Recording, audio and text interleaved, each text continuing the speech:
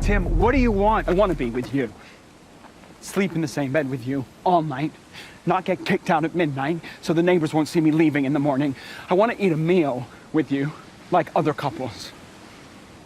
We have never eaten in a restaurant. Men do eat in restaurants. I could be your cousin. Nephew. From the poor side of the family. Obviously. Fellow Travelers follows a group of people, particularly two love relationships, gay love relationships, starting in the 1950s during what's known as the Lavender Scare, when gay people were being driven out of the government, and going all the way through to the 1980s during the AIDS crisis.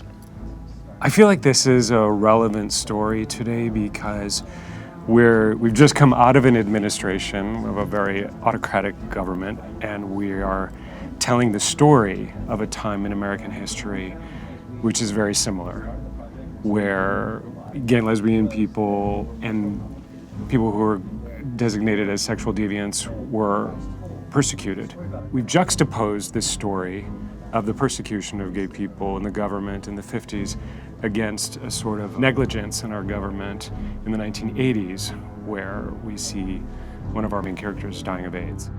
You know, just throughout our history, the stakes have been very high for us, for gay men and women. For whatever reason, people want to send us back to the 50s, so it's really important for stories like this, love stories, which we actually feel is very universal. It's important that people can see them on their television so that, you know, we aren't purged from our jobs. We can have love stories, we can get married, we can have the same kind of rights as our brothers and sisters. So it's an important time for this story, but I think we've needed it for a while. I think I've had the most profound interaction with an audience that I've ever had with this piece. Folks don't want to just come up and say, oh, I like that show, or talk about a character. They want to really share very deeply personal experiences. My grandma was a Lucy, my uncle was a hawk. And that's what art can do. It can remind us that we're all in this together. We're all human beings.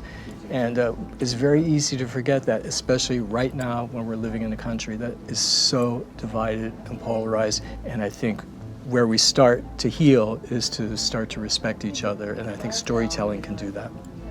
To me, it's so unbelievably special. I don't want to go overboard here, but you know, it's an award that's not you know, about jockeying or a popularity contest. It's really about the quality of the work. It's a merit-based award. I'm not saying the others aren't, but it really solely is, and it's about work that, like you said, has hopefully reached an audience and taught them something about themselves, or gave them some perspective on people they loved or knew, and given them some hope, or some perspective on the human experience.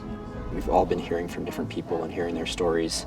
To be able just to be, I don't know, part of that LGBT history, or just like storytelling history, you know, we're really proud of it, and to be honored by the Peabodys is just kind of reminding us of, like, you've made something that's not only entertaining but really important to a lot of people out there.